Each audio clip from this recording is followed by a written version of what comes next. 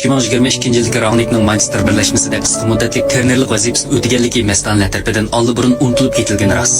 Shuningdek, bu vaqtlik trenerning ko'milib qolgan Altun Antoni Ilangani qizib chiqqanimi ham rost. Shu vaqtda Ilanga Cristianoning eng oxirgi shogirdi deb qaralgan. Ammo Rangnick va Cristianoning komandadan ayrilish bilan Ten Hag zamonasida u ishga yaramaydigan hujumchi qatorida sanalib, to'van bahada to'kma qilib setilgan Maldek Nottingham o'rmonlik klubiga setildi. Bu yerda tez suratda bosh ko'tarib komandaning yadrosiga aylanib, komandaning England darajadan tashqari birlashmasida oldingi 3-o'rinni mustahkam egallab turishiga yordam berdi. Yes. 2022 yili 11 oyning 18 kuni Cristiano Manchester birlashmasi bilan Ten Hagni oshkora ayblaganda Ilanga ishkilanmay maydoni ayni qalda Cristianoning o'ziga ko'p qitim yordam qilganligini, Cristianoning o'zining o'g'inish ulgisi ekanligini xalq olamga jakarlaydi. Shuning bilan Ten Hagning qo'lida uning maydonga tushish fursati mutavallashdan yo'q chiqishga yuzlanadi.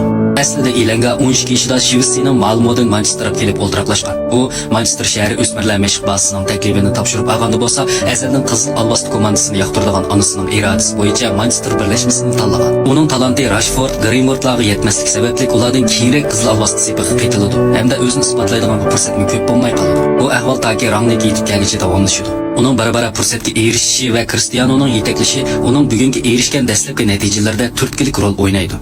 Mayli nuqta to'pni ketkizib qo'ygandan keyingi tasalli berish bo'lsin yoki mashq jarayonidagi ko'ngil qo'yib yetakchilik qilish bo'lsin, Cristiano xuddi uning ustoziga o'xshash uning kasbiy hayotiga tez kutmay tirishish, oxirgi pushdek chilinmog'icha voz kechmaslik elementlarini singdirdi.